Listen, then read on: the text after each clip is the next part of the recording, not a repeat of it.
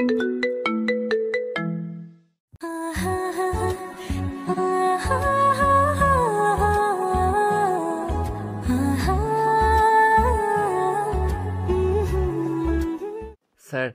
আমি কখনোই ভুল আর সঠিক চিন্তা করে কোনো কাজ করি না। তাছাড়া আপনার কোন অর্থে মনে হচ্ছে আমি ভুল কিছু করেছি? ওরা ভার্সিটির ক্যাম্পাসে নেশা করবে, এটা কি সঠিক? ভার্সিটিটা তোর বাবার নয় যে এখানে কিছু করতে হলে তোর কাছে কৈফিয়ত দিতে হবে। এখানে আমাদের যা করতে মন চায় আমরা তাই করব। সে তোর ব্যাপারে আমরা কেন তোকে কৈফিয়ত দিতে যাব? আর তোরই বা কী সমস্যা? আমার সমস্যা এটাই যে তবে ভার্সিটিতে এসে কেন নেশা করবে? তোদের দেখা দেখি আরও 5টা ছেলে তোদের সঙ্গে মিশে তারা নেশা করবে কেন? আমরা ভার্সিটিতে এসে মাদকাসক্ত হব? এখানে তো আমরা পড়াশোনা করতেছি, নিজেদেরকে শিক্ষিত করতে আসি, আর সেখানে এসে কেন আমরা নিজেদেরকে ধ্বংসের মুখে ঠেলে দেব? তোর এখন এত ইচ্ছা ভালো হওয়ার, তাহলে তুই কোন প্রাইভেট ভার্সিটিতে পড়াশোনা করিসনি কেন? লোকাল ভার্সিটিতে পড়াশোনা করতে এসেছিস। এখানে যখন তুই পড়াশোনা করতে এসেছিস, তাহলে এখানে যা হয় সব তোকে মুখ বুজে সহ্য করতে হবে। আর তা না হলে তুই এখান থেকে পড়াশোনা ছেড়ে দিয়ে চলে যা, কারণ তুই ভার্সিটির পরিবেশে অভ্যস্ত নস। আমি কিসে অভ্যস্ত আর কিসে অভ্যস্ত নই সেগুলো তোদের তো কোনো সমস্যা হওয়ার কথা নয়। তোরা ক্যাম্পাসে এসে কেন এগুলো করবি?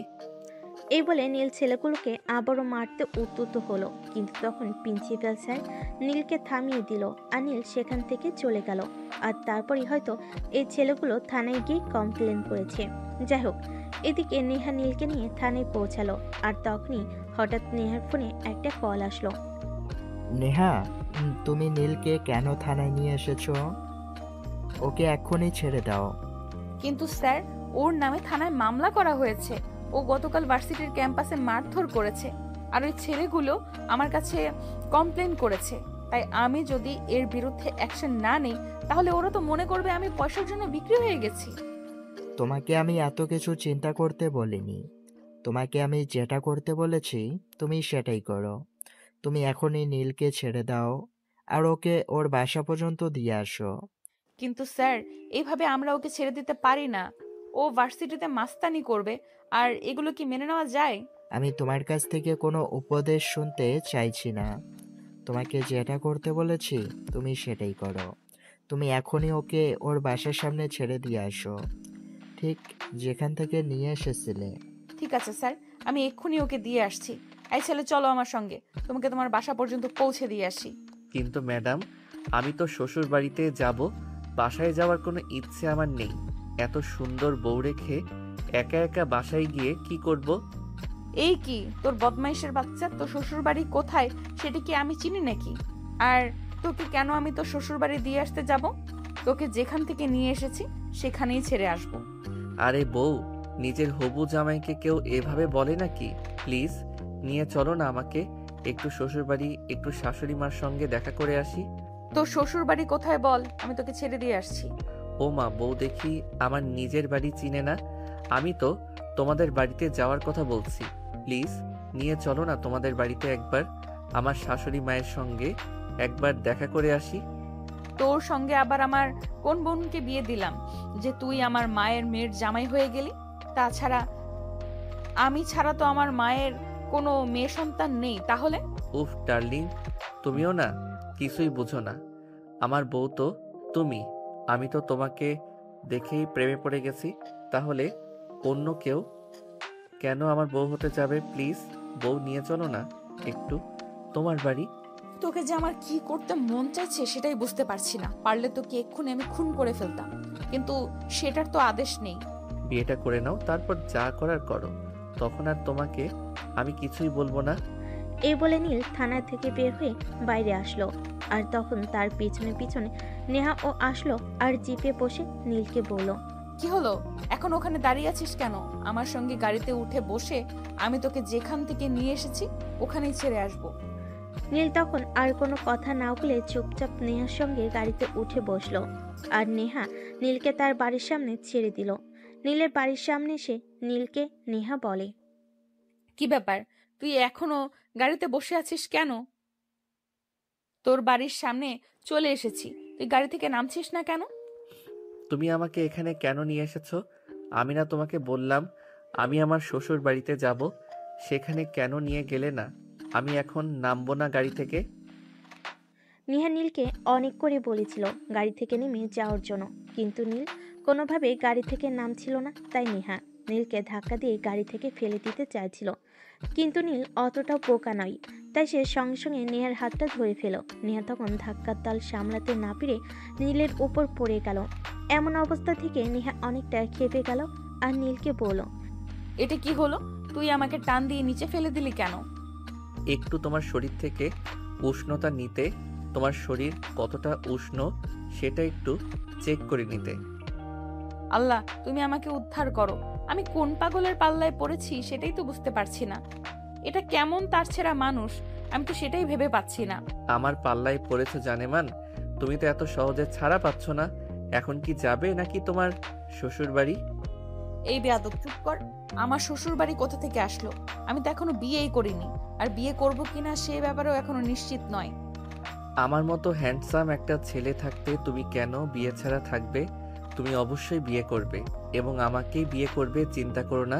আমি কিছুদিনের মধ্যেই তোমার বাবা মায়ের সঙ্গে কথা বলবো এবং তোমাকে যত দ্রুত সম্ভব আমাদের বাড়িতে নিয়ে আসবো। তাহলে তোর মাথায় সমস্যা আছে, তোর সঙ্গে কথা বলাই অনর্থক। তুই থাক এখানে। এই কথা বলে নীল নেহার বুকের উপর থেকে উঠে পড়ে এবং সেখান থেকে চলে যেতে চায়, কিন্তু তখনই নীল পিছন থেকে নেহার হাতটা ধরে ফেলে আর টান দিয়ে নিজের সঙ্গে মিশিয়ে নেয়। আর তারপর আলতো করে নেহার কপালে একটা ভালোবাসার পরশ এঁকে দিয়ে বলে, একটু ভালোবাসা না দিয়ে চলে যাচ্ছ? এতটাই পাষাণ তুমি? এরকম হলে হয় নাকি? তোর ভালোবাসা চাই, তাই না? এই নে তোর ভালোবাসা। এই বলে নেহা নীলের গালে ঠাস ঠাস করে ব্যাস কয়েকটা চল বসিয়ে দিল আর তারপর বলতে লাগলো, এবার তো পেয়েছিস তুই তোর ভালোবাসা, তাই না? এখন তোর মুখটা বন্ধ রাখ আর আমাকে এখান থেকে যেতে দে। এখানে বসে থাকলে তো আমার চলবে না, আমার তো আরো অনেক কাজ পড়ে আছে।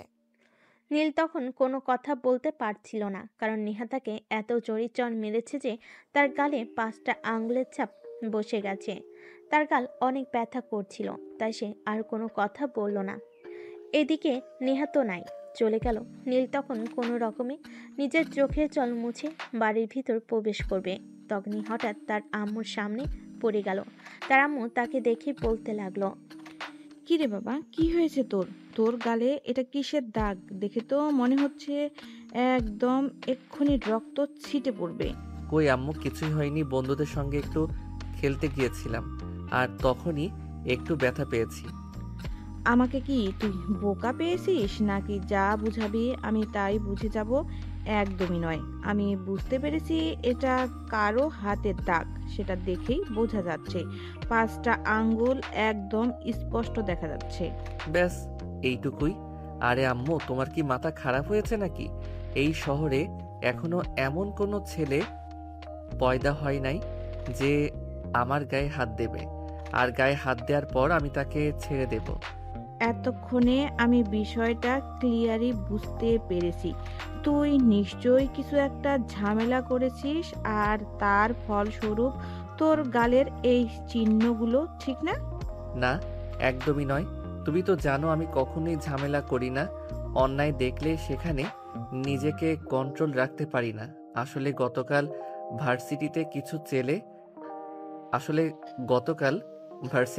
কিছু ছেলে ক্যাম্পাসে বসে নেশা করছিল, আর তাদেরকে একটু শিক্ষা দিয়েছিলাম। তারপর তারা থানায় মামলা করেছে। আমি বুঝতে পারছি না, তোকে এত ভালো মানুষ সাজতে কে বলেছে? কে বলেছে তোকে ওইগুলো করতে, যার কারণে তোকে এখন থানায় পর্যন্ত যেতে হলো? আমি চাই না তুই এসব ঝামেলায় আর নিজেকে ইনভলভ রাখিস। আম্মু, তুমি হয়তো একটা কথা ভুলে গেছো যে আমার রক্তে অপরাধ দেখেও তীর থাকাটা নেই। আমি অপরাধ দেখলে সহ্য করতে পারি না। যেখানে অপরাধ দেখি সেখানেই আমার রক্ত গরম হয়ে যায়। ও তাই নাকি? ঠিক আছে, তাহলে আমি তোকে কিছুই বলবো না। একবার আয়নার সামনে দাঁড়িয়ে তোর গালের দিকটা দেখে নে, তাহলে তুই বুঝতে পারবি আমি কেন তোকে এই কথাগুলো বলছিলাম। নীল তখন আর কোনো কথা না বলে চুপচাপ নিজের রুমে চলে গেল আর বিছানায় শুয়ে ঘুমিয়ে পড়ল। সে যখন ঘুম থেকে উঠল তখন আনুমানিক রাত 8টার মতো বাজে। বিছানা থেকে উঠে সে ফ্রেশ হতে ওয়াশরুমে চলে গেল। ওয়াশরুম থেকে এসে যেই না সে আয়নার সামনে দাঁড়ালো, নিজের চেহারা সে নিজেই চিনতে পারছে না। একটা মেয়ের শরীরে এত শক্তি আসে কোথা থেকে, যে নীলকে সেই দুপুরবেলা চড় দিয়েছে আর এখন রাতের 8টা বাজে। এখনো তার 5টা আঙ্গুলের চিহ্ন নীলের গালে ফুটে আছে। নীল তখন একটু অয়েলমেন্ট লাগিয়ে পড়তে বসে গেল। পড়া শেষ হলে রাতের খাবার খেয়ে তারপর ঘুমিয়ে পড়ল। পরের দিন সকালবেলা ভার্সিটি যাওয়ার উদ্দেশ্যে বাসা থেকে বের হবে। তখনই হঠাৎ সে তার বাসার সামনে একটি মেয়েকে দাঁড়িয়ে থাকতে দেখল। নীল 7 পাঁচ চিন্তা না করে মেয়েটাকে সে জানার আগ্রহ না দেখিয়ে সেখান থেকে চলে যেতে চাইছিল। তখনই পিছন থেকে মেয়েটা বলল, আই এম সরি, কাল রাগের মাথায় আপনাকে এইভাবে থাপ্পড় মারাটা উচিত হয়নি। নিশ্চয়ই খুব ব্যথা পেয়েছেন, তাই না? সে যাই হোক, ভালোবাসার মানুষের ছোঁয়া তো পেয়েছি, সেটাই আমার জন্য অনেক। ভালোবাসার মানুষের ছোঁয়ার সব সময় ভালো হয়। আবার আপনি ওইসব কথা বলা শুরু করেছেন। দেখুন, আমার মেজাজ হুট করেই গরম হয়ে যায়, আর আমি অপরাধীদের এইভাবেই শাস্তি দিয়ে থাকি। তাই আপনার কথা শুনে মাথা গরম হয়ে গেছিল। আর তারপর বললাম তো ঠিক আছে, কোনো ব্যাপার না। আমার ভার্সিটি লেট হয়ে যাচ্ছে, আমি এখন আসছি। এরপর নেহাকে নীল আর কোনো কথা বলার সুযোগ না দিয়ে বাইকে নিয়ে সোজা ভার্সিটির উদ্দেশ্যে বেরিয়ে পড়ল। ভার্সিটিতে এসে সে দেখতে পেল ওই ছেলেগুলো গেটের সামনে দাঁড়িয়ে আছে। তারা নীলকে দেখে, কি ব্যাপার, কাল নাকি শ্বশুরবাড়ি গিয়েছিলি? তো কেমন জামাই আপ্যায়ন পেলি? আমি তো আপ্যায়ন ভালোই পেয়েছি। এবার তোদের যাওয়ার পালা হবে, তৈরি হয়ে থাক, খুব তাড়াতাড়ি যেতে পারবি শ্বশুর বাড়ি। এই কথা বলে নীল সেখানে আর এক মুহূর্ত না দাঁড়িয়ে সোজা ক্যাম্পাসের ভিতর চলে আসলো। ক্লাসে সে ঢুকতে যাবে, তখনই তার বন্ধু হৃদয়ের সঙ্গে তার দেখা হয়। আর তখনই তার বন্ধু হৃদয় তাকে প্রশ্ন করে, কি রে দোস্ত, কি হয়েছিল কাল? আমি শুনলাম তোকে নাকি পুলিশ স্টেশন যেতে হয়েছিল। আরে আর বলিস না, ওই যে সেদিন ছেলেগুলো নেশা করছিল, ওদের একটু চা নাস্তা খাওয়াইছিলাম, তার জন্যই আর কি। দোস্ত, তোকে আমি কতবার বলেছি ওদের সঙ্গে ঝামেলায় যাস না, তুই তারপরেও গেলি। আরে দোস্ত বাদ দে, এসব নিয়ে চিন্তা করিস না, সব ঠিক হয়ে যাবে। এখন বল, তোর কি খবর? এই তো আলহামদুলিল্লাহ ভালো। কাল প্রিয়ার সঙ্গে দেখা করতে গিয়েছিলাম, বেশ ভালোই কেটেছে সময়টা। আচ্ছা, প্রেম করে কি পাস আমি সেটা বুঝতে পারি না। আজ এই মেয়ে তো কাল ওই মেয়ে, একটা মেয়েকে ফিক্সড কর আর ওকে বিয়ে করে নে। দোস্ত, একটা ফুল গড়ে নিয়ে রাখার চাইতে হাজারটা ফুলের মতো খাওয়া যে কতটা মজা সেটা তুই বুঝতে পারবি না। আগে একটা প্রেম কর, তারপরে বুঝতে পারবি। হ্যাঁ রে, সেটাই চেষ্টা করছি দোস্ত। কাল যে ইন্সপেক্টর আমাকে অ্যারেস্ট করতে এসেছিল, মেয়েটাকে দেখে আমি একদম প্রেমে পড়ে গেছি। কি বলিস দোস্ত, শেষে কিনা সিনিয়র একটা পুলিশ ইন্সপেক্টরের প্রেমে পড়লি তুই? আমি জাস্ট ভাবতে পারছি না, এই বুঝি ছিল তোর মনে? ভার্সিটিতে কত মেয়েরা তোর পেছনে লাইন মারে, তুই তো তাদেরকে একটুও পাত্তা দিস না, আর শেষে কিনা একটা পুলিশের প্রেমে পড়েছিস। দোস্ত রে, প্রেম ভালোবাসা বলে কয় হয় না। আর যদি সেরকম হতো তাহলে হয়তো আমি কবেই প্রেমে পড়ে যেতাম। কিন্তু বিশ্বাস কর, আমি সত্যি কাল পুলিশ মেয়েটাকে দেখে প্রেমে পড়ে গেছি। আচ্ছা ঠিক আছে, এখন ক্লাসে চল, ক্লাসের টাইম হয়ে গেছে। আর হ্যাঁ, একটা কথা, আজ কিন্তু আবার একটা নতুন মুরগি পটাতে যাব, তুই যাবি নাকি আমার সঙ্গে? না রে দোস্ত, এসব আমার আর ভালো লাগে না। আজ এই মেয়ের সঙ্গে প্রেম করবি তো কাল ওই মেয়ের সঙ্গে, এসব আর কত? এসব এবার বন্ধ কর, আমার ভালো লাগে না। এই বলে নীল ক্লাসরুমে ঢুকে গেল। অতঃপর ভার্সিটি শেষ হলে সে বাসায় আসে। বাসায় এসে দুপুরে খাবার খাবে। তখনই তার আব্বু বাসে আসলো আর তাকে বলল, কি ব্যাপার নীল, তোমার পড়াশোনা কেমন চলছে? আর তোমার আম্মুর কাছে শুনেছিলাম তুমি নাকি কাল থানায় গিয়েছিলে, কি ব্যাপার বলো তো শুনি। আব্বু, আসলে সেরকম কোনো ব্যাপার নয়, বাদ দাও ওসব।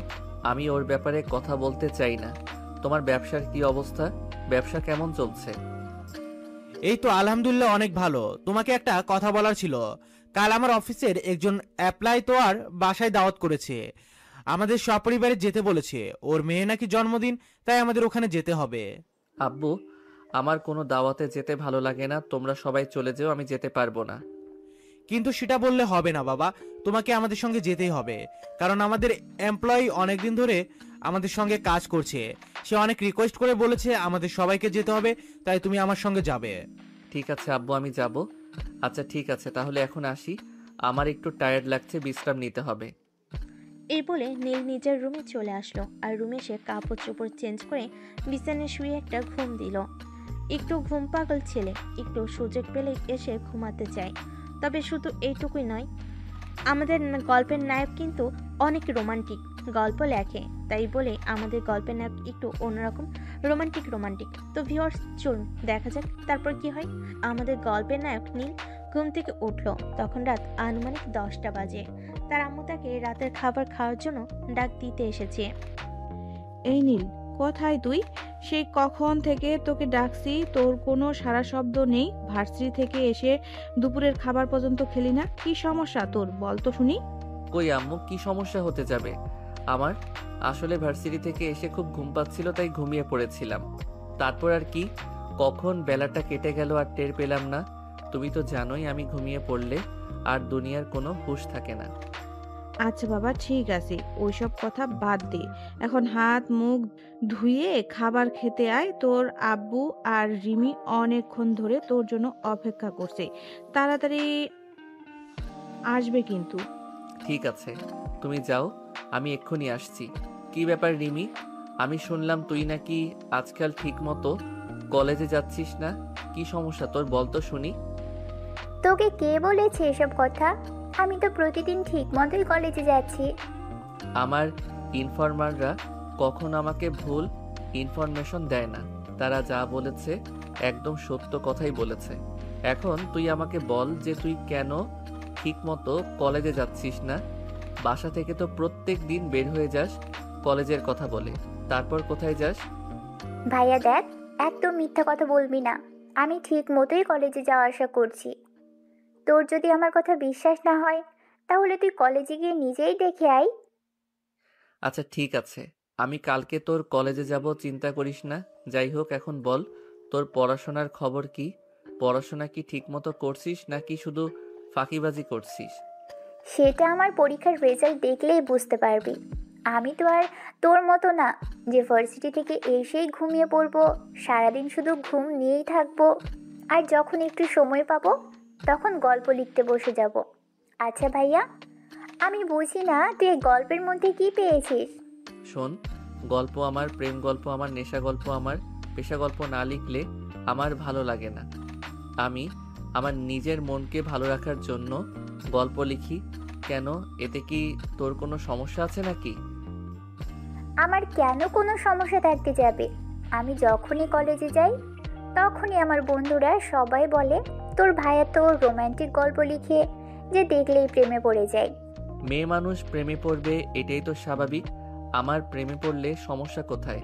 তাছাড়া আমি কি দেখতে খারাপ নাকি যে আমার প্রেমে পড়লে ভুল করে ফেলবে?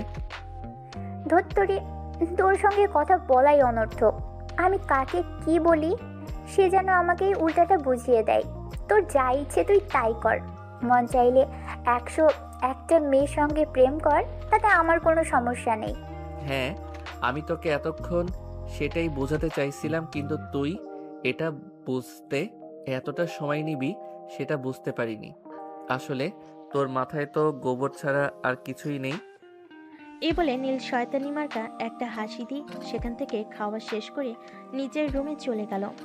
তারপর আর কি, ঘুম তো হয়ে গেছে, এখন রাত 2টো নাগাদ চলবে গল্প লেখা। কিন্তু সেদিন হলো অন্যরকম একটা কিছু।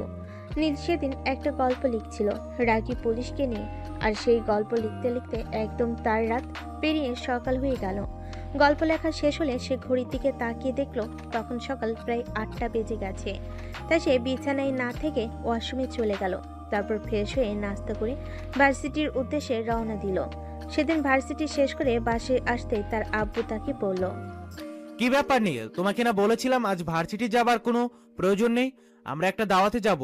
তুমি জানো আমরা সবাই কতক্ষণ ধরে তোমার জন্য ওয়েট করছি। আই এম সরি আব্বু, আসলে আমার মনে ছিল না। সমস্যা নেই, তোমরা ওয়েট করো, আমি আসছি। আই এম সরি আব্বু, আসলে আমার মনে ছিল না। সমস্যা নেই, তোমরা একটু ওয়েট করো, আমি এক্ষুনি আসছি। হ্যাঁ, সেটাই তো। তুই ভার্সিটিতে গিয়ে ইতরামি করবি আর সবসময় আমাদেরকে কোনো কাজে লেট করাবি। ঠাস করে কানের নিচে দুইটা দিলেই সব ফুটুর ফুটুর বন্ধ হয়ে যাবে। তুই সব সময় এত কথা বলিস কেন বলতো? আমার সঙ্গে তোর কত জন্মের শত্রুতা, বল শুনি। দেখলে তো আব্বু, সব সময় তোমার ছেলে আমার সঙ্গে এরকম আচরণ করে। সব সময় আমাকে শুধু ভয় দেখায় আর সব সময় শুধু আমাকে এইটাই বলে যে আমাকে মারতে কেন বলতো। দয়া করে তোরা দুজন তোদের ঝগড়া বন্ধ কর। আর নীল, তুমি যদি তাড়াতাড়ি রেডি হয়ে আয়, তা না হলে সত্যি এখন লেট হয়ে যাবে। আর যদি সময় মতো ওই অনুষ্ঠানে পৌঁছাতে না পারি তাহলে আমার এমপ্লয়ি অনেক রাগ করবে। প্লিজ বাবা, তাড়াতাড়ি আয়। আমি তো যাচ্ছিলামই, আর তখনই তো তোমার মেয়ে ওই ওই বদমাইশি কথাগুলো বলল আর আমার মেজাজটা খারাপ করে দিল। ঠিক আছে, সমস্যা নেই, আমি এক্ষুনি আসছি। এই বলে নীল নিজের রুমে চলে গেল আর তার পছন্দ মতো একটা শার্ট আর একটা প্যান্ট পরে তাড়াতাড়ি তৈরি হয়ে নিচে আসলো। আর তার বোন তাকে দেখে একটু টিটকারি মেরে বলল, একদম সার্কাসের জোকারের মতো লাগছে। সত্যি, তোর বুঝি আর কোনো জামা কাপড় নেই? শেষে কিনা এগুলো পরতে হলো। তুই আমাকে জামা কাপড় কিনে দিস না, তাহলে আমার জামা কাপড় থাকবে কোথা থেকে? এখন ফাইজলামো বন্ধ কর আর চুপচাপ বাসা থেকে বের হ, তা না হলে কিন্তু তোর এই এক বস্তা মেকআপের কি অবস্থা করব সেটা কিন্তু তুই বুঝতেও পারছিস না। এই শোন, তুই আমার ভাই আছিস, ভাই জায়গায় থাক। কখনো আমার মেকআপ নিয়ে কোনো কথা বলিস না। আমি একটু সাজুগুজু করতে ভালোবাসি, তাই সবসময় একটু সাজুগুজু করে থাকি। এতে তোর এত সমস্যা কেন? সমস্যা থাকতো না, সমস্যা শুধু এই কারণেই যে তুই আমাদের পয়সাগুলো অকারণেই নষ্ট করছিস আটা ময়দার পেছনে। তবে একটা কথা তোকে বলি, আমার বউটা কিন্তু ন্যাচারাল সুন্দরী। যাকে আমি এই বাড়িতে বিয়ে করে নিয়ে আসবো তাকে দেখলেই তুই একদম ফিদা হয়ে যাবি। জানি না কোন শাকচুন্নিকে তুই নিয়ে আসবি আর সে কি না হবে সুন্দরী। শোন, আমি একমাত্র সুন্দরী যে কিনা মেকআপ ছাড়াই অনেক সুন্দরী। কিন্তু আমি সাজতে পছন্দ করি, তাই সাজি। হইছে, শেওড়া গাছের পেতনি কিনা বলে সেও নাকি সুন্দরী। ঠিক আছে, তোরা দুজনে এখানে ঝগড়া কর, তোদেরকে যেতে হবে না, আমিও গেলাম না। আগে তোদের ঝগড়া শেষ কর, তারপর যদি সময় হয় তাহলে যাব, নয়তো আর যাবই না। সরি আব্বু, সরি। তোমার মেয়েটা সব সময় কেন আমার সঙ্গে এরকম করে বলো তো? তোদের এসব ঝগড়াঝাটি না হয় বাসায় ফিরে তারপর শোনা যাবে। এখন দয়া করে তোরা দুজন আমার সঙ্গে চল। তো নীল আর কোনো কথা না বলে তার আব্বুর সঙ্গে বের হয়ে গেল। প্রায় 30 মিনিটের মতো সময় লাগলো সেখানে গিয়ে পৌঁছাতে। বিশাল বড় একটা বাড়ির সামনে গিয়ে গাড়ি দাঁড় করিয়েছে। দেখে মনে হচ্ছে কোনো এক কোটিপতির বাড়ি, কিন্তু ভিতরে গিয়ে দেখা যাক সেটা কেমন কোটিপতির বাড়ি। এত বড় বাড়ির মালিক কিনা নীলের বাবার অফিসের এমপ্লয়ি। তো ভিউয়ার্স, চলুন ভিতরে গিয়ে দেখি। বাড়ির ভিতরে যেতেই মধ্যবয়সী একজন ভদ্রলোক নীলের আব্বু এবং তাদের ফ্যামিলির সবাইকে সাদরে সম্ভাষণ জানালো এবং সবাইকে ভিতরে এসে বসতে বলল। নীল তার আব্বুর পিছনে পিছনে ভিতরে আসলো। হ্যাঁ, বাড়িটাকে চারিদিকে চোখ বুলিয়ে একটু ভালো করেই পড়া শেষ করে নিয়েছে। তখনই হঠাৎ তার চোখ আটকে গেল একটা দেওয়ালে আটকানো ছবির উপর। নীল তখন ওই ভদ্রলোককে জিজ্ঞাসা করলো, uncle, if you don't mind, may I ask you a question? হ্যাঁ বলো। ওই যে ওয়ালে যে মেয়েটার ছবি আটকানো আছে, ওই মেয়েটাকে? ওটা ওটা আমার মেয়ে নেহা। ওরই তো আজকে জন্মদিন। তুমি ওয়েট করো, আমি নেহাকে ডেকে দিচ্ছি। এই বলে নেহার আব্বু নেহাকে ডাকতে থাকলো। নেহা তখন নিজের রুমে বসে তৈরি হচ্ছিল। নিজের রুমে থেকে সে তার আব্বুকে উত্তর দিল, আব্বু, আমি এখনো তৈরি হচ্ছি, তুমি 2 মিনিট ওয়েট করো, আমি 2 মিনিটে আসছি। হ্যাঁ মামনি, তুমি একটু তাড়াতাড়ি আসো। তোমাকে বলছিলাম না, আমার অফিসের বস তার ফ্যামিলি নিয়ে তোমার জন্মদিনের ইনভাইটেশনে আসবে। তারা এসে গেছে, একটু তাড়াতাড়ি আসো। ঠিক আছে আব্বু, আমি এক্ষুনি আসছি। এদিকে ভদ্রলোক নীল আর তার ফ্যামিলি সবাইকে বসতে দিল। আর ঠিক তার 2 মিনিট পর নিয়ে এসে সেখানে উপস্থিত হলো। আর নেহা নীলকে দেখেই বলল, কি ব্যাপার, তুই এখানে কি করছিস? কি ব্যাপার মামনি, তুমি কি নীলকে চেনো নাকি? ক্রিমিনালদের আবার না চিনে কি করে থাকি? ওকে আমি এই কয়েকদিন আগেই একবার থানায় নিয়ে গেছিলাম কোনো একটা কেসের কারণে। কি বলো তুমি? নীল বাবার মতো ছেলেই হয় না, আর তাকে তুমি থানায় নিয়ে গেছিলে? আমার মনে হয় তুমি কোনো ভুল ইনফরমেশন পেয়েছিলে। যাক বাদ দাও, আমি সেসব কথা এখন মনে করতে চাই না। আমি আমার জন্মদিনের আনন্দটাকে মাটি করতে চাই না। আর হ্যাঁ, এই যে মিস্টার, আপনাকে বলছি, অনুষ্ঠান শেষ হলে চুপচাপ এখান থেকে চলে যাবেন। কোনো গ্যাঞ্জাম করার চেষ্টাও করবেন না, তাহলে কিন্তু খারাপ হবে। এটা আপনাকে আমি বলে দিলাম। ও আমি এতক্ষণে বুঝতে পেরেছি, তার মানে তুমি সেই ইন্সপেক্টর মেয়ে যে আমার ছেলেকে অ্যারেস্ট করেছিলে। শোনো, তুমি ভুল ইনফরমেশন পেয়েছিলে। আমার ছেলে একদমই এরকম নয়। আমার ছেলেটা যথেষ্ট ভদ্র এবং ভালো একটা ছেলে। আমার ছেলে কখনো কোনো খারাপ কাজ করতেই পারে না। হাই আঙ্কেল, আপনি একদম ঠিক কথাই বলেছেন। আপনার ছেলের কোনো খারাপ কাজ করতে পারে না, শুধু ভার্সিটিতে গিয়ে মারামারি করে। তখন নেহার আপু নেহাকে অনেক রিকোয়েস্ট করে বলে এসব কিছু বন্ধ করার জন্য আর জন্মদিনের অনুষ্ঠান শুরু করার জন্য। নেহা তখন আর কোনো কথা না বাড়িয়ে কেক কাটতে চলে গেল। নেহা কেক কেটে এক একে সবাইকে খাইয়ে দিচ্ছিল, আর তখনই নীলের পালা আসলো। কিন্তু নেহা তাকে কেক না খাইয়ে কেকটা রেখে দিতে চাইছিল। তখনই নীল তার কানে কানে বলল, এই ভুলটা একদম করো না প্রিয়সী। সবাই কিন্তু অলরেডি জেনে গেছে তোমার আর আমার সম্পর্কের কথা। এখন যদি তুমি আমাকে কেক না খাইয়ে দাও তাহলে কিন্তু আমি সবার সামনেই তোমাকে ওইটা করে দিব। মানে তুই আমাকে আমার বাড়িতে এসে থ্রেট করছিস? এর পরিণাম কি হতে পারে তুই জানিস?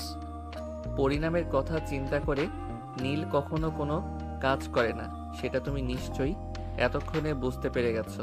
সো কোনো কথা না বলে আমাকে একটু কেক খাইয়ে দাও, তারপর আমিও তোমায় ভালোবেসে কেক খাইয়ে দেব। উপস্থিত সবাই তখন ওই বিষয়টা খেয়াল করছিল, তাই নেহা আর এই বিষয়টাকে নিয়ে ঝামেলা করলো না। সে নীলকে খাইয়ে দিল আর তারপর সে সেখান থেকে চলে আসলো। তারপর খাওয়া দাওয়ার পরপর শুরু হলো এক একে সবাই খাওয়া দাওয়া শেষ করে নিজেদের বাড়িতে চলে যাচ্ছিল।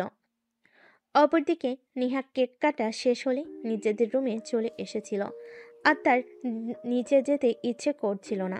তখনই হঠাৎ তার রুমের দরজায় সে কারোর গলার আওয়াজ শুনতে পেল। এক্সকিউজ মি ম্যাডাম, আমি কি ভিতরে আসতে পারি? তুই তুই এখানে কেন এসেছিস? তোকে না আমি বলেছিলাম অনুষ্ঠান শেষ হলে সোজা বাড়ি চলে যাবি, কিন্তু তুই এখানে কেন এসেছিস? এখানে আবার নতুন করে কোনো সিন ক্রিয়েট করবি না বলে দিলাম। আরে ডার্লিং, তুমি আমার সঙ্গে এভাবে কেন কথা বলছো? আমি তোমার সঙ্গে কেন কোনো সিন ক্রিয়েট করতে যাব? তুমি আমার 10টা না 5টা না, একটা মাত্র লক্ষ্মীমন্তর বউ। তোমার সঙ্গে কি আমি কোনো সিন ক্রিয়েট করতে পারি? একটু তোমার আদর নিতে এলাম, তারপরে চলে যাব।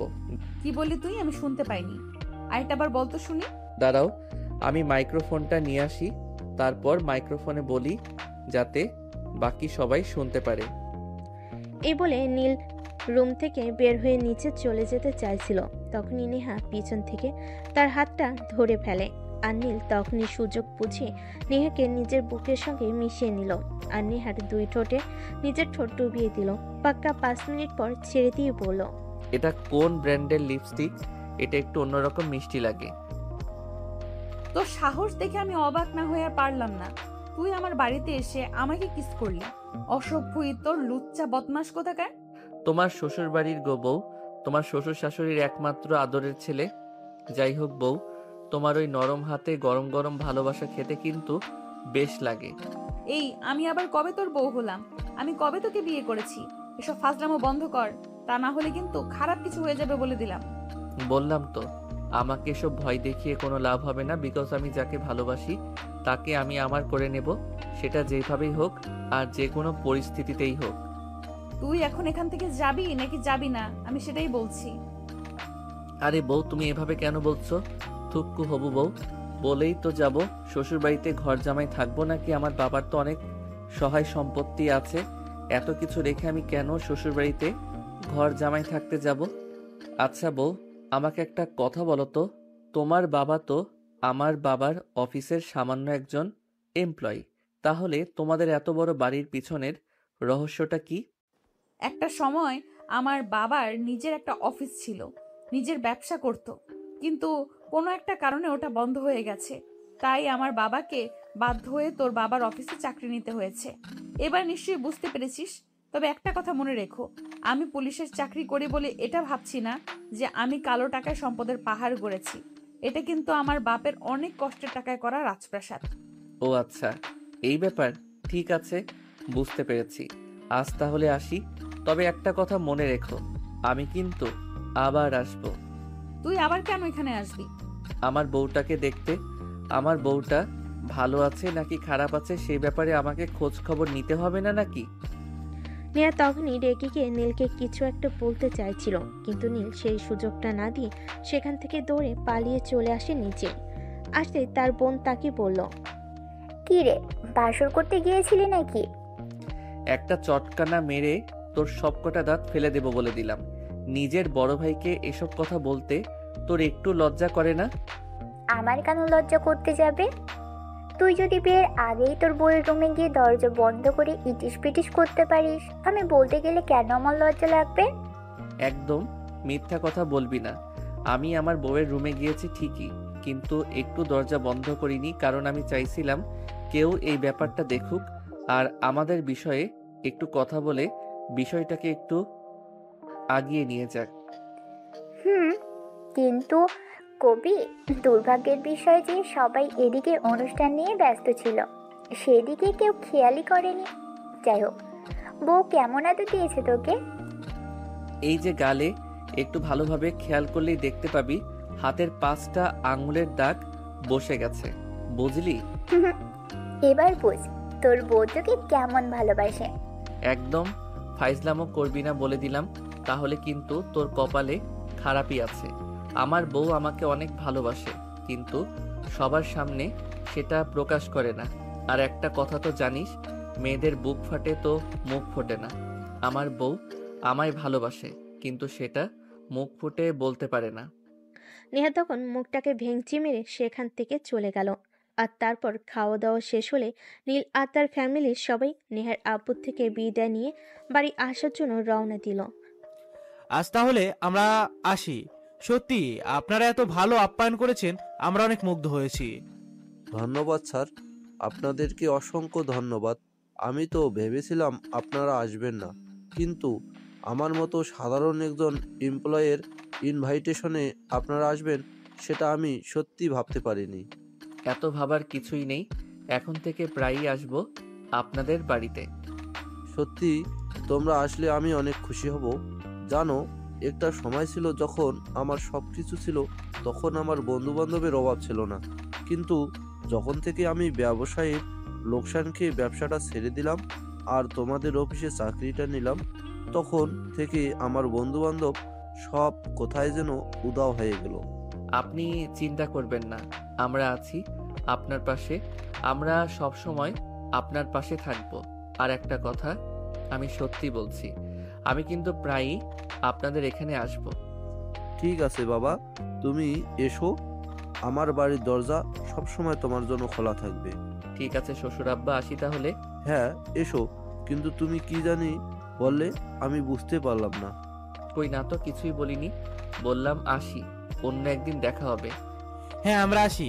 আর হ্যাঁ, আপনাকে একটা কথা বলছি, আগামী মাসে কিন্তু আমার ছেলেরও জন্মদিন আছে। তখন কিন্তু আমরা বিশাল অ্যারেঞ্জমেন্ট করে একটা পার্টি করব। সেখানে কিন্তু আপনারা সপরিবারে যেতে হবে। এই যেমন আমরা আসলাম ঠিক তেমন করে। ঠিক আছে স্যার, আপনি ইনভাইট করবেন আর আমরা যাব না এমনটা হতে পারে নাকি? আমি আমার ফ্যামিলির সবাইকে নিয়ে আপনার ছেলের জন্মদিনে যাব। তারপর নেহার আব্বুর কাছ থেকে বিদায় নিয়ে তারা সবাই মিলে বাসায় চলে আসলো।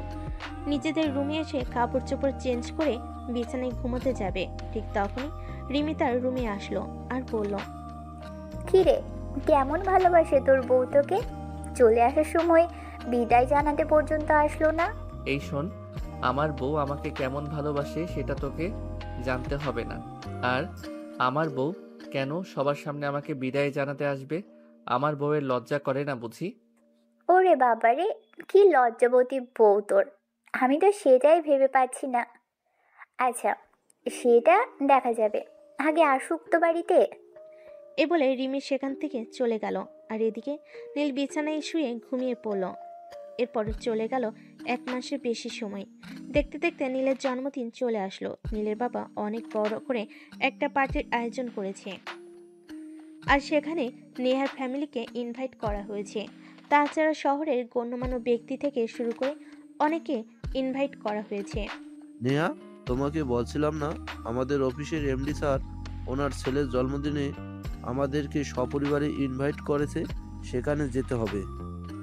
তুমি আম্মু আর রিয়াকে নিয়ে চলে যাও, আমি যেতে পারবো না। আমার অফিসের একটা কাজ আছে, আমাকে সেটা করতে হবে। তোমার অফিসের কাজ তুমি পরে করবে। এমডি স্যার আমাদের দাওয়াত দিয়েছেন, মানে তুমি বুঝতে পারছো? ওনার ছেলের জন্মদিন বলো কথা। তোমার জন্মদিনে ওনাদেরকে ইনভাইট করেছিলাম, ওনারা আসবে সেটা আমি আশা করিনি, তারপর ওনারা এসেছেন। আর এখন ওনার ছেলের জন্মদিনে আমাদেরকে ইনভাইট করছে, সেখানে না গেলে মনে হয় আমার চাকরিটাও থাকবে না। তোমাকে তো আমি বলেছি তুমি চাকরিটা ছেড়ে দাও। এখন আমি চাকরি করছি, মোটামুটি ভালো টাকার মাইনে পাই, সেটা দিয়ে আমাদের সংসার ভালো করে চলে যাবে। শুধু সংসার খরচ চললে হবে না রে মা, তোরা দুইটা বোন, তোদের ভবিষ্যৎ বলেও তো একটা কথা আছে। আজ যদি তুমি ছেলে হতি তাহলে হয়তো আমাকে এত চিন্তা করতে হতো না, কিন্তু ব্যবসায়ী লোকসান খেয়ে আমাদের যা ছিল সব কিছুই তো শেষ হয়ে গেছে। এখন তো তোদের ভবিষ্যৎ নিয়ে আমাকেই ভাবতে হবে। আচ্ছা ঠিক আছে, আমাকে এত কথা শোনাতে হবে না, তোমরা ওয়েট করো, আমি আসছি। এই কথা বলে নেহা নিজেদের রুমে চলে গেল, আর তারপর রেডি হয়ে নিচে চলে আসলো, আর ফ্যামিলির সবাইকে নিয়ে নীলের বাড়ির উদ্দেশ্যে রওনা দিল। অপরদিকে নীল অনেকক্ষণ ধরেই অপেক্ষা করছিল নেহা কখন আসবে, কখন সে নেহাকে দেখবে। তার অপেক্ষা যেন আর শেষই হচ্ছিল না। সে তখনই তার আব্বু সেখানে আসলো, আর তাকে এরকম চিন্তিত দেখে প্রশ্ন করলো, কি ব্যাপার নীল, কি হয়েছে? আজ তোমার জন্মদিন, যেখানে তোমার অনেক খুশি থাকার কথা, আর সেখানে তুমি এরকম চিন্তিত কেন? কিছু কি হয়েছে? না আব্বু, সেরকম কিছু নয়। আসলে তুমি না তোমার অফিসের ওই এমপ্লয়িকে ইনভাইট করেছিলে, যার মেয়ের জন্মদিনে আমরা গিয়েছিলাম, তারা আসেনি কেন?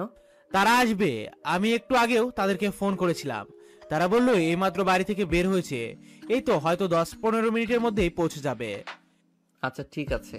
আসলে আমার অনেক বন্ধু বান্ধবকে ইনভাইট করেছিলাম, তাদের মধ্যে অনেকেই এসেছে আর অনেকেই আসেনি, তাই একটু টেনশনে আছি ওরা আসবে কিনা তাই।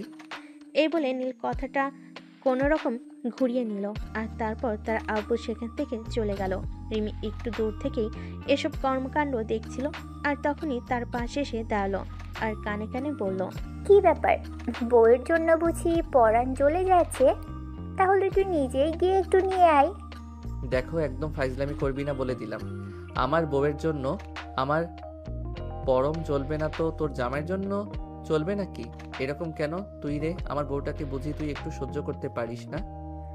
আমার তোর বইয়ের জন্য বয়ে গেছে, উল্টে তো তুই আমাকে হিংসে করিস। আমার বয়ফ্রেন্ডের নাম শুনলে তোর শরীরে জ্বালা ধরে যায়। যাক, বাদ দে, আজ তোর জন্মদিন, তাই তোকে কিছু বললাম না। তবে মনে রাখিস, এটা আমি তুলে রাখলাম, অন্য কোনো একদিন তোকে সুদে আসলে ফেরত দিব। এভাবে কথা কাটাকাটি হচ্ছিল দুই ভাই বোনের মধ্যে। আর তখনই নীলের আব্বু আবার সেখানে আসে আর নীলকে বলে, নীল, একটা প্রবলেম হয়ে গেছে। আমি আমজাদ সাহেবকে ফোন করেছিলাম, উনি এইমাত্র বললেন পথিমধ্যে ওনাদের গাড়ি নষ্ট হয়ে গেছে, কিন্তু সেখানে কোনো গ্যারেজ নেই, তাই ওনারা রাস্তায় দাঁড়িয়ে আছে। তুই একটা কাজ কর, আমাদের গাড়িটা নিয়ে যা আর ওনাদেরকে একটু রিসিভ করে নিয়ে আয়। কথাটা শুনে নীলের মনে যেন লাড্ডু ফুটতে থাকে। তাই সে আর এক মুহূর্ত দেরি না করে গাড়ির চাবি নিয়ে বাড়ি থেকে বের হয়ে পড়ল। মাঝ রাস্তায় আসতেই এসে দেখতে পেল রাস্তার একপাশে নেহা এবং তার পুরো ফ্যামিলি দাঁড়িয়ে আছে। নীল গাড়িটা দাঁড় করালো এবং নেহার সামনে গিয়ে তার আব্বুকে উদ্দেশ্য করে বলল, আঙ্কেল, আমি আব্বুর কাছে শুনলাম আপনাদের গাড়ি নষ্ট হয়ে গেছে, তাই আমি আপনাদেরকে নিতে আসলাম। হ্যাঁ বাবা, তোমাদের বাড়িতেই যাচ্ছিলাম, আর তখনই হঠাৎ গাড়িটা নষ্ট হয়ে গেল, তাই এখানেই দাঁড়িয়ে আছি। যাই হোক, এখন চলে যাওয়া যাক, আমাদের জন্য তোমাদের একটু প্রবলেমে পড়ে যেতে হলো। না আঙ্কেল, সেরকম কোনো ব্যাপার না। আপনার জন্য কেন আমরা প্রবলেমে পড়ব? আমি তো খুশি মনে আপনাদেরকে নিতে এসেছি। চলুন প্লিজ। অতঃপর এক একে সবাই গাড়িতে উঠে বসলো, কিন্তু পিছনে 4 জনের জায়গা হচ্ছিল না। তখনই নেহার আব্বু নেহাকে বলে, নেহা, তুমি নীলের সঙ্গে সামনের সিটে বসো, আমরা তিনজন পিছনে বসি। হাই নেহা আপু, আপনি আমার সঙ্গে সামনে চলে আসুন। নেহা তখন আর কোনো কিছু না বলে চুপচাপ নীলের পাশের সিটে এসে বসলো। নীল গাড়ি ড্রাইভ করছিল আর তখনই হঠাৎ নেহার হাতে তার হাতটা চলে এলো। নেহা তখন রেগে আগুন নীলের দিকে এমনভাবে তাকিয়ে আছে যেন চোখ দিয়ে আগুন ঝলসে পড়ছে। এটা দেখে নীল তখনই হাতটা সরিয়ে নিল, কারণ এখানে নেহার বাবা আর তার ফ্যামিলি আছে। এখানে কোনো ঝামেলা করলে ফ্যামিলির সবাই দেখবে, তাই দেখতে দেখতে বাড়ির সামনে চলে আসলো। আর তারপর গাড়ি থেকে সবাই নেমে বাড়ির ভিতরে চলে গেল। নেহা গাড়ি থেকে নেমে একটু সাইডে গিয়ে দাঁড়ালো। নীল যে গাড়িটা পার্ক করে বাড়ির ভিতর ঢুকতে যাবে, তখনই নেহা নীলের শার্টের কলার ধরে পড়ল। তোর বাড়িতে এসেছি বলে তুই যে ইত্রামি করবি আর ছাড় পেয়ে যাবি, এটা কখনোই ভাবিস না। তখন আব্বু আম্মু ওখানে ছিল বলে কিছু বলিনি, তবে এখন যে তোকে ছেড়ে দেব এমনটা কোনো হাদিসে লেখা নেই। তোমাকে তো বলিনি আমি যে আমাকে ছেড়ে দাও। আমি তো বলেছি সারা জীবন আমাকে জড়িয়ে ধরে রাখতে পারো, আমি তোমাকে কোনো বাধা দেব না। তোকে তো আমি আরে রাগ দেখাচ্ছ কেন? বললাম তো তুমি চাইলে আমায় এক্ষুনি বিয়ে করতে পারো। এখন ভিতরে চলো, সবাই ওয়েট করছে। আজ আর তোকে কিচ্ছু বললাম না, তবে মনে রাখিস এটা সময় মতো তোকে সুদে আসলে বুঝিয়ে দেব। তখনই পাশ থেকে একটা শয়তানি মার্কা হাসি দিয়ে রিমি বলে উঠল, ভাবি, আমার এই ভাইয়াটাকে সোজা করতে হলে না তোমাকে আরো একবার জন্ম নিতে হবে। এই ওয়েট, তুমি ভাবি কাকে বলছো? ওরে বাবা রে বাবা, বিয়ের আগেই শ্বশুর বাড়ি চলে আসতে পেরেছো আর আমি ভাবি বলেছি, তাতেই এত সমস্যা? ঠিক আছে, বলবো না, যাচ্ছি আমি। এই বলে 32টা দাঁত বের করে একটা হাসি মেরে রিমি সেখান থেকে চলে গেল। তখনই নেহা নিজের চোখ দুটোকে আগুনে নেয় লাল করে নীলের দিকে তাকিয়ে বলল, নিজে তো ছাগলের 3 নাম্বার বাচ্চার মতো সারাক্ষণ ভ্যা ভ্যা করিস, আর সেই সঙ্গে নিজের বোনটাকেও লেলিয়ে দিয়েছিস। এর পরিণাম কি হতে পারে সেটা একবার চিন্তা করে দেখেছিস? উফ ম্যাডাম, সব সময় শুধু পরিণাম নিয়ে কেন এত চিন্তা করেন? আমি তো বলেছি নীল কখনো পরিণাম চিন্তা করে কোনো কাজ করি না। তাছাড়া নীলের বাবার আর্থিক অবস্থা এতটাও খারাপ নয় যে তাকে সব সময় পরিণামের কথা চিন্তা করতে হবে। এখন আসুন তো ভিতরে, তা না হলে আবার সবাই মনে করবে বিয়ের আগেই শ্বশুরবাড়ি এসে ওইসব করে নিচ্ছেন। নেহা তখন রাগে গজগজ করছিল, কিন্তু কিছুই বলতে পারলো না, কারণ এটা একটা অনুষ্ঠান বাড়ি, এখানে কিছু করলে লোকে দেখবে, আর সবসময় কিন্তু দোষটা মেয়েদের দিকেই হয়। তাই নিজের ইজ্জত বাঁচাতে মুখটা বন্ধ রাখতে হলো। জন্মদিনের অনুষ্ঠান শেষ হলে নেহার পরিবার খাওয়া দাওয়া করে বাড়ি চলে আসবে। তখনই রিমি পিছন থেকে নেহাকে বলে, ভাবি, চলে গেছো? আমি তো ভেবেছিলাম থেকেই যাবে। আমি ভেবেছিলাম তুমি বুঝি একবারেই শ্বশুর বাড়ি চলে এসেছো। দেখো, বেশি বার বেরো না, তোমার ভাইটা বেশি বার বেড়ে গেছে, এর পরিণাম খুব একটা ভালো হবে না। আমি নেহা কি জিনিস এটা কিন্তু সে এখনো বুঝতে পারেনি। ভুল শুধু আমার ভাইয়া একা করেনি, তুমিও করেছো। তুমিও বুঝতে পারোনি আমার ভাইয়া কি জিনিস। আমার ভাইয়া যদি একবার কোনো জিনিসের পিছনে, তখন সেই জিনিসের শেষ না দেখে কিন্তু ছাড়ে না। এটা তোমার মাথায় রাখা উচিত ছিল। এই কথা শুনে নেহা আর কোনো উত্তর না দিয়ে সেখান থেকে বের হয়ে চলে গেল। আর এরপর চলে গেল আরও বেশ কয়েকটা মাস। এদিকে নীলের অনার্স ফাইনাল ইয়ারের পরীক্ষা শুরু হতে চলেছে। 1 সপ্তাহ পরেই নীলের অনার্স ফাইনাল ইয়ারের পরীক্ষা। সেদিন নেহা বেলকনিতে বসে রাতের বেলায় একটা গল্পের বই পড়ছিল। তখনই হঠাৎ সে দেখতে পেল বেলকনির পাইপে কেউ একজন উপরে উঠে আসছে। সে অনেকটা ভয় পেয়ে গেল। ভয় পেয়ে চিৎকার করতে যাবে, তখনই হঠাৎ কেউ একজন তার মুখ চেপে ধরল আর কানে কানে বলল, এই চুপ, একদম চিৎকার করো না। নিজের জামাইকে দেখে চিনতে পারো না, আবার চিৎকার করতে হয় নাকি? ইউ আরে বাবা, কি বলবে বলো না, করছো কেন? কি বলবে স্পষ্ট করে বলো, এভাবে করলে আমি বুঝতে পারবো নাকি? নেহা ততক্ষণে নিজের শরীরের সমস্ত শক্তি দিয়ে নিজের মুখ থেকে নীলের হাতটা সরাল আর তারপর বলল, তুমি এখানে কি করতে এসেছো? আর ব্যালকনির পাইপ দিয়ে কেন উঠে এসেছো? আর আমার মুখে এইভাবে চেপে ধরে আছো? তাহলে আমি কথা বলবো কি করে? ও, আই এম সরি। আসলে আমার মনে ছিল না আমি যে তোমার মুখে চেপে ধরে আছি। আসলে জানোই তো সামনের সপ্তাহ থেকে আমার পরীক্ষা, তখন তো আর তোমার সঙ্গে দেখা করতে পারবো না, তাই তোমার সঙ্গে একটু পার্সোনাল টাইম স্পেন্ড করতে আসলাম। পার্সোনাল টাইম স্পেন্ড করতে আসতে মানে? এসব তুমি কি বলছো? তোমার মাথা কি খারাপ হয়ে গেছে নাকি? চুপচাপ এখান থেকে চলে যাও বলছি। একদম আমার সঙ্গে উল্টাপাল্টা কিছু করবে না। সেদিন কিন্তু ছেড়ে দিয়েছিলাম, এখন কিন্তু ছাড়বো না। তোমাকে 14 শিকের ভাত খাইয়ে ছাড়বো। এখনো বউয়ের হাতে রান্না করা এক প্লেট ভাত খেতে পারলাম না, আর এখন কি না আমাকে 14 শিকের ভাত খেতে হবে, এটা বললে হয় নাকি বউ? এই তোরের বাচ্চা, আমি তোর কোন জন্মের বউ? আমি তোকে আগেও বলেছি আর এখনো বলছি, নিজের চরিত্র ঠিক কর। আমাকে কখনো বউ বলে ডাকবি না। আমি তোর কোন জন্মের বউ লাগি বলতো শুনি? মানুষের পুনর্জন্ম হয় সেটা আমি বিশ্বাস করি না, কারণ আমি একজন লেখক মানুষ। আমাদের লেখক মনা মানুষগুলো সবসময় বর্তমান আর ভবিষ্যৎকে বিশ্বাস করি, কিন্তু অতীত বলতে কিছু থাকতে পারে না আমাদের জীবনে। কেন থাকতে পারে না? অতীত বলতে কিছু পুনর্জন্ম হয় না, সেটা তোকে কে বলেছে? কেউ আমাকে বলেনি, তবে আমি বিশ্বাস করি। আর আমার মতো যারা লেখক তারা সবাই বিশ্বাস করে পুনরায় জন্ম বলতে কিছুই হয় না। যা আছে সবটাই বর্তমান আর ভবিষ্যৎ। কারণ অতীত শুধু মানুষকে কষ্ট দেয়। যেই অতীত মানুষকে কষ্ট দেয় সেই অতীত আমার মতো লেখক মনা মানুষগুলো ভুলে থাকতে চায়। তোর সঙ্গে কোনো কথাই বলতে চাই না। চুপচাপ এখান থেকে চলে যা, তা না হলে কিন্তু খারাপ কিছু হবে বলে দিলাম। যা হবে তা পরে দেখা যাবে, কিন্তু তোমার হাতের বইটা যে আমার লেখা সেটা কি তুমি জানো? আমার এখনো মাথা খারাপ হয়নি, আমি এখনো সম্পূর্ণ সুস্থ আছি। এটা আমার পছন্দের লেখকের লেখা বই। হ্যাঁ, তুমি হয়তো ভাবছো এটা তোমার পছন্দের লেখকের বই, কিন্তু মূলত এই বইটার লেখক আমি। আর আমি আমার লেখা বইয়ে আমার ছদ্মনাম ইউজ করি। সেটা তুমি আমার ফেসবুক প্রোফাইলে ঢুকলেই দেখতে পাবে, সেখানে আমার নাম দেওয়া নিলয় আহসান। আমি যেমন ফেসবুকে আমার ছদ্মনাম ইউজ করি, তেমনি আমার লেখা সমস্ত বইয়েও আমি আমার ছদ্মনাম ইউজ করি। এই বলে নীল মোবাইলটা নেহার দিকে এগিয়ে দিল, আর নেহা মোবাইল হাতে নিয়ে দেখলো সত্যি নীলের ফেসবুক আইডির নাম নিলয় আহসান। তখনই সেই আইডিটা ঢুকে পড়ল, আর আইডিতে ঢুকে বেশ কয়েকটা গল্প পড়ল যেগুলো সে প্রায় ফেসবুকে পড়ে, এবং নীল অনেকদিন ধরেই তার ফেসবুক ফ্রেন্ড লিস্টে রয়েছে। তখন সে অবাকের চূড়ান্ত সীমে পৌঁছে গিয়ে পড়ল, আমি তোমার এতদিনের ভক্ত, কিন্তু কোনোদিনও তোমার আসল পরিচয়টা জানতেই পারলাম না। এটা হয় নাকি?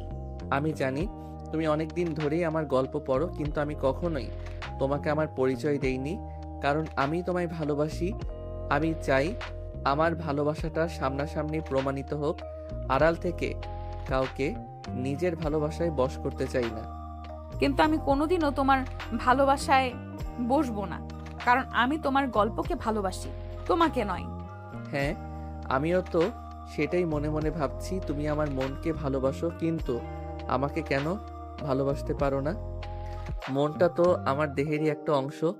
যদি তুমি মনকে ভালোবাসতে পারো তাহলে আমাকে ভালোবাসতে তোমার সমস্যাটা কোথায়? সমস্যা কোথায় সেটা আমি জানি না, তবে তোমায় ভালোবাসা আমার হয়তো কোনোদিনও হয়ে উঠবে না। তুমি প্লিজ যা মনে মনে চিন্তা করেছো তা ভুলে যাও। মনে তখনই একটা গান বেজে উঠল, আর আমি আপন মনে বলে উঠলাম, তোমায় ভুলে যাওয়ার লাগি আমি ভালোবাসিনি ও প্রেয়সী। তুমি আমার হবে কি? তুমি আমার হবে কি? তোমায় ছাড়া এ জীবনে নয়তো কিছু আর।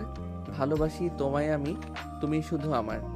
এই শোনো, তোমাকে আমি কখনো বলেছি আর এখনো বলছি, আমি তোমার গল্পকে ভালোবাসি। আমি তোমার গল্পের প্রেমে পড়েছি, কিন্তু তোমার প্রেমে কোনোদিনই আমাকে পড়াতে পারবে না। সে পারবো কি পারবো না সেটা সময় হলেই বোঝা যাবে। এখন আর সময় নষ্ট না করে চলো না একটু ভিতরে। এখানে যদি তোমার সঙ্গে রোম্যান্স করি তাহলে তো বাইরের মানুষ দেখে ফেলার ভয় আছে, কারণ বেলকনিটা একটু খোলা।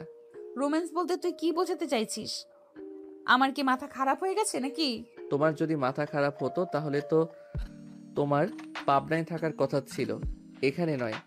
এই কথা বলে নীল নেহাকে কোলে তুলে নিয়ে রুমে চলে গেল, আর বিছানার উপর শুয়ে দিয়ে সে নেহার উপর শুয়ে পড়ল। নেহা নেহা তার থেকে নিজেকে ছাড়ানোর জন্য অনেক চেষ্টা করতে থাকে, কিন্তু একটা পুরুষ মানুষের সঙ্গে পেরে ওঠে কি এতটাই সহজ, তাই সে আর পেরে উঠল না। আমার সঙ্গে কেন কথা তাই সত্যি খাটাচ্ছ? এটা তোমার থানা নয় যে এখানে তুমি আমাকে যা ইচ্ছে তাই করতে পারবে। এটা তোমার বেডরুম, এখানে তোমার সঙ্গে শুধু আমার রোম্যান্স চলবে। চুপ কর বেয়াদব, চুপচাপ এখান থেকে চলে যা, তা না হলে কিন্তু আমি তোর পরীক্ষার 12টা বাজিয়ে দেব। আমি কিন্তু তোকে পরীক্ষাটাই দিতে দেব না, এটা মাথায় রাখিস। দিলে দিবে, না দিলে নাই। তুমি যদি বেকার জামাইয়ের দায়িত্ব নিতে পারো তাহলে আমি বেকার বসে বসে খেতে পারবো না? অবশ্যই পারবো। তুই আমাকে ছাড় বলছি, আমি কিন্তু তোর মাথাটা ফাটিয়ে ফেলবো বলে দিলাম। নিজের ইচ্ছায় যদি বিয়ের আগে বিধবা হতে চাও তাহলে তোমাকে আমি আর কি বলবো, কিন্তু পিয়সী, তোমায় আদর না করে আমি কোথাও যাচ্ছি না। এই কথা বলে সঙ্গে সঙ্গে নীল নেহার ঠোঁটে নিজের ঠোঁট টুপিয়ে দিল আর ইচ্ছে মতো কিস করতে থাকলো। নেহা নিজেকে ছাড়ানোর প্রাণপণ চেষ্টা করছিল, কিন্তু কোনোভাবেই পেরে উঠল না। নীল নেহার ঠোঁটে কিস করছিল আর সেই সঙ্গে নিজের ভালোবাসায় নেহাকে ডুবিয়ে দেওয়ার চেষ্টা করছিল, কিন্তু নেহা বারবার নিজেকে সেখান থেকে সরানোর চেষ্টা করতে থাকে। উফ, কেন এরকম করছো? একটু শান্তি মতো শুয়ে থাকো, আমায় আর একটু আদর করতে দাও। বিশ্বাস করো আমি খারাপ কিছুই করব না, জাস্ট একটু আদর করেই চলে যাব। তুই যেগুলো করছিস এগুলো কি খুব মহৎ কাজ নাকি? ভালোবাসা দুটো সম্পূর্ণ আলাদা জিনিস। আমি আমার ভালোবাসাটা আদায় করে নিচ্ছি, তোমার সঙ্গে সেক্স করছি না যাতে তুমি প্রেগনেন্ট হয়ে যাবে। তবে চিন্তা করো না, পরীক্ষাটা দেই, তারপর আমি তোমাকে আমার বাড়িতে নিয়ে যাব আর ওটাও দিয়ে দিব। তুই যাবি এখান থেকে? এখন কিন্তু আমার মেজাজ একদম খারাপ হয়ে যাচ্ছে, আমি কিন্তু তোকে খুন করে ফেলবো। তোমাকে কি আমি একটাবারও নিষেধ করেছি? আমি তো বলেছি তুমি বিয়ের আগে বিধবা হওয়ার ইচ্ছা থাকলে যা ইচ্ছা তাই করতে পারো, কিন্তু এখন তুমি কিছুই করতে পারবে না। এখন শুধু আমায় আদর করার পালা। এই বলে নীল কিসিং পর্ব চালিয়ে যেতে থাকলো। প্রায় 15 মিনিট ধরে চলল ভালোবাসা আদান প্রদান পর্ব। 15 মিনিট পর নীল নেহাকে ছেড়ে দিয়ে উঠে দাঁড়ালো আর বলল, অনেক ক্লান্ত হয়ে পড়েছি তোমার সঙ্গে শক্তি খাটাতে গিয়ে। এবার যাও, আমার জন্য এক কাপ গরম গরম কফি বানিয়ে আনো। আর আমার কফিতে কিন্তু চিনি কম দেবে, আমি ডায়েট করি কিন্তু। বিষ খেতে ইচ্ছে করে না বল, আমি তোকে বিষ এনে দিই? তুই কি ভেবেছিস আমার সঙ্গে যা করেছিস তারপর আমি তোকে কফি বানিয়ে এনে দেব? সমস্যা নেই, তোমাকে এনে দিতে হবে না, আমি নিজেই বানিয়ে নিচ্ছি। লোকে যা বলবে বলুক, আমি লোকের কথা পরোয়া করি না। এই তো বলবে, এর আগেই শ্বশুরবাড়িতে এসে রান্না করে খাচ্ছি, আমার সমস্যা নেই। এই বলে নীল রুম থেকে বের হয়ে রান্নাঘরের দিকে চলে যাবে। তখনই নেহা তাকে টান দিয়ে রুমের ভিতর নিয়ে আসে আর দরজা বন্ধ করে দেয়। কি হলো, দরজা বন্ধ করলে কেন? ওইটা করবে নাকি? এর আগে কি মা হওয়ার ইচ্ছা আছে নাকি? চুপ কর তুই, এখন আমার রুম থেকে বের হয়ে যাবি। এটা যদি কেউ দেখতে পারে তখন কি হবে সেটা তুই ভেবে দেখেছিস? বললাম তো এত কিছু চিন্তা আমি করি না। তোমাকে বললাম কফি বানিয়ে এনে দিতে, তুমি যখন বললে পারবে না তখন তো আমাকে নিজেকেই বানিয়ে নিয়ে খেতে হবে। কারণ আমার যখন কোনো একটার উপর নেশা থাকে কিছু, তখন আমি আর নিজেকে কন্ট্রোল রাখতে পারি না। আচ্ছা ঠিক আছে, তুই এখানে বস, আমি তোর জন্য কফি বানিয়ে নিয়ে আসছি। এই বলে নেহা নিজের কাপড় চোপড় আর চুলগুলো ঠিক করে তারপর রান্নাঘরে চলে গেল। এই অসময়ে তাকে রান্না করতে দেখে তার আম্মু বলল, কি ব্যাপার নেহা, তোকে তো কখনোই আমি এই অসময়ে রান্নাঘরে আসতে দেখি না। কি সমস্যা, কিছু হয়েছে নাকি? না, আমার কিছুই হয়নি, আসলে একটু কফি খেতে ইচ্ছে করছে তাই একটু কফি বানাতে আসলাম। সত্যি আমি স্বপ্ন দেখছি নাকি বাস্তবে আছি সেটাই বুঝতে পারছি না। যে মেয়েকে আজ পর্যন্ত আমি কফিতে হাত পর্যন্ত দিতে দেখলাম না, সে কিনা আজ কফি খাবে।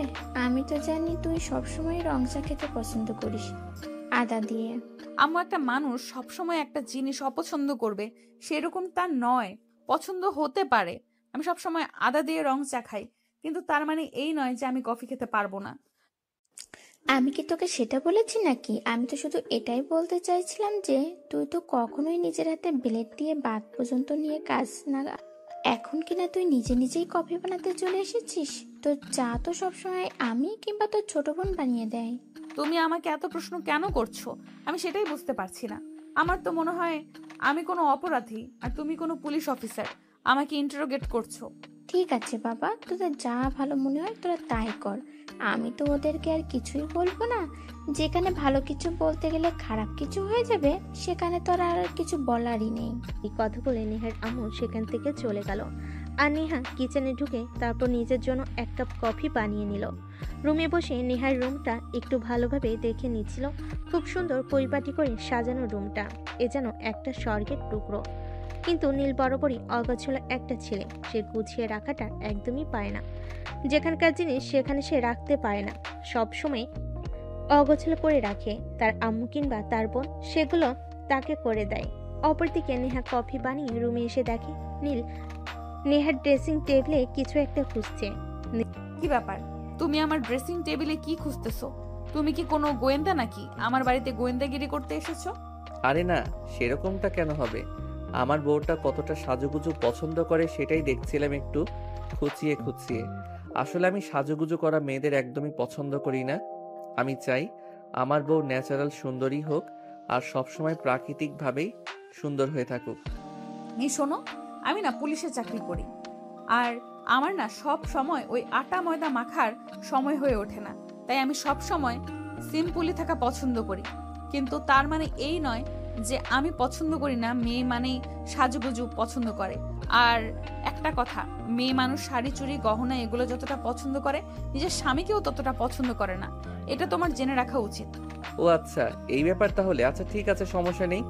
তুমি যদি সাজগোজ করতে চাও তাহলে আমি তোমায় সব এনে দেব, কিন্তু সাজগোজ করে রুমের মধ্যেই থাকতে হবে, বাইরে কিন্তু যাওয়া যাবে না। কারণ তোমার সৌন্দর্য উপভোগ করতে হলে শুধু আমি করব, বাইরের ছেলেদের তোমার সৌন্দর্য উপভোগ করতে আমি কখনোই দেব না। এই শোন, তোর এসব উগান্ডা মার্কা প্রশ্ন শুনতে শুনতে আমার মাথাটা একদম খারাপ হয়ে গেছে। এনে তোর কফি আর খেয়ে আমায় উদ্ধার কর। উফ বউ, তুমি এভাবে কেন বলছো? আমাকে একটু ভালোবেসে আদর করে বলতে পারো না? হাজার হোক আমি তোমার একটা মাত্র জামাই, জামাইয়ের সঙ্গে কেউ এভাবে কথা বলে? তোর জামাইয়ের গুষ্টি কিলাই ভাই, তুই কফিটা খেয়ে এখান থেকে যা বলছি। নীল তখন বুঝতে পারে নেহা অনেকটাই রেগে গেছে, আর সে যা করেছে তা অনেকটাই বেশি হয়ে যাচ্ছে। তাই আর কোনো কথা না বলে চুপচাপ কফিটা খেয়ে নিল। আর তারপর নেহার কাছ থেকে বিদায় নিয়ে চলে যাচ্ছিল। বারান্দার পাইপে নিচে নামতে যাবে, তখন সে নেহার দিকে তাকিয়ে বলল, বউ, তোমার হাতে বানানো কফিটা ঠিক তোমার মতোই সুন্দর হয়েছিল। চিন্তা করো না, আমি কিন্তু মাঝে মাঝেই তোমার হাতে বানানো কফি খেতে আসবো। আর আমি সেই গরম কফি বানিয়ে তোর মাথায় ঢালবো, বুঝতে পেরেছিস? এখন যা এখান থেকে। নীল তখন আর কোনো কথা না বলে চুপচাপ সেখান থেকে নেমে চলে আসলো। তারপর চলে গেল দেখতে দেখতে 1 মাস। নীলের অনার্স ফাইনাল ইয়ারের পরীক্ষা শেষ হয়েছে। এখন আর আপাতত তার হাতে কোনো কাজ নেই। তাই একদিন তার বাবা তাকে বলল, তোমার পরীক্ষা শেষ হয়েছে, রেজাল্ট দিতে এখনো অনেক বাকি আছে। সারাদিন তো বাসায় বসে থাকো, তাই আমি চাইছি তুমি এখন থেকে অফিসে জয়েন করো, অফিসের টুকটাক কাজগুলো বুঝে নাও। তোমার কি মাথা খারাপ হয়ে গেছে নাকি? তুমি আমার ছেলেটাকে এখনই অফিসে জয়েন করতে বলছো?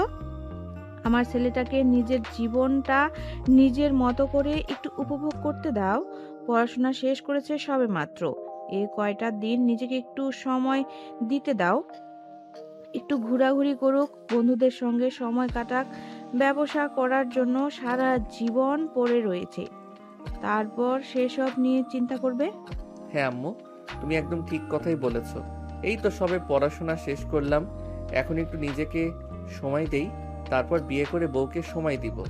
আর সেই সঙ্গে বাচ্চা তো একটা ফ্রি আসবেই, তারপর তাকে একটু সময় দিয়ে একটু বড় করে তারপর ব্যবসায় জয়েন করব। থেমে গেলি কেন? একদম নাতিপুতি পর্যন্ত চলে যাবি, তাহলেই তো হতো। এই বদমাইশ মার্কা মেয়ে, তুই জানিস না বড়দের মাঝে সবসময় কথা বলতে হয় না? তুই সবসময় কেন বড়দের মাঝখানে কথা বলতে আসিস? তুই বলতে পারবি, সমস্যা নেই। তাহলে আমি বলতে গেলে সমস্যা কোথায়? তুই যদি বাবা মায়ের সামনে নিজের বউ বাচ্চার কথা বলতে পারিস, তোর লজ্জা করে না? তাহলে আমার বলতে গেলে আমার কেন লজ্জা করবে? আমি তোদের রিকোয়েস্ট করে বলছি, এভাবে তোরা ঝগড়া করিস না। তোদের ঝগড়া আর আমার ভালো লাগে না। তোদের দুটোকে একসঙ্গে বিয়ে দিয়ে আমি উদ্ধার হতে চাই। সত্যি বলছো আম্মু? তুমি আমাকে বিয়ে দেবে? আমি কিন্তু আমার বউ ঠিক করে রেখেছি। আমি কিন্তু আমার পছন্দের মেয়েটাকে বিয়ে করব। কি বলছিস তুই? তুই কি কাউকে পছন্দ করিস নাকি? আরে আম্মু, তুমি এখনো জানো না?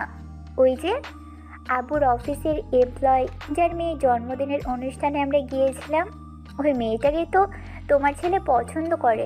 মেয়েটা পুলিশের এসপি। তাহলে তো খুবই ভালো। পুলিশের এসপি আমার বাড়ির বউ হওয়া আসবে, এটা খুবই খুশির খবর। আরে তুই সত্যি বলছিস তুই ওনার মেয়েকে পছন্দ করি? আমিও তো মনে মনে ওই মেয়েটাকে পছন্দ করতাম, কিন্তু সমস্যা মেয়েটা তোর চাইতে বয়সে বড়, তাই তোকে বলবো ওটার সাহস হয়ে ওঠেনি। যাই হোক, এখন যেহেতু জানতে পেরেছি তো ভালোই, আমি আজকে ওনার সঙ্গে কথা বলবো। না আব্বু, একদমই নয়। তুমি এখনই কিছু বলবে না। আমি তো তোমাকে বললাম, এই তো সবেমাত্র পড়াশোনা শেষ করেছি, এখন নিজেকে একটু সময় দিতে চাই। আরেকটা কথা, বিয়ের আগে যদি বউয়ের সঙ্গে একটু প্রেম, রোম্যান্স এগুলো করতে নাই পারি তাহলে কি হয়? আরে প্রেম টেম ওইসব বিয়ের পরে করবি। এত ভালো একটা মেয়েকে আমার বাড়ির বউ করতে পারবো, এটা তো আমার সৌভাগ্যের ব্যাপার। কিন্তু সময় নিতে গিয়ে যদি পাখিটা উড়ে পালিয়ে যায় তখন কি করবি? সেরকম কিছুই হবে না আব্বু। আমার বউটা কখনোই আমাকে ঠকিয়ে অন্য কাউকে বিয়ে করবে না। তুমি একদম নিশ্চিন্তে থাকতে পারো, আমার বউ সারা জীবন শুধু আমারই থাকবে।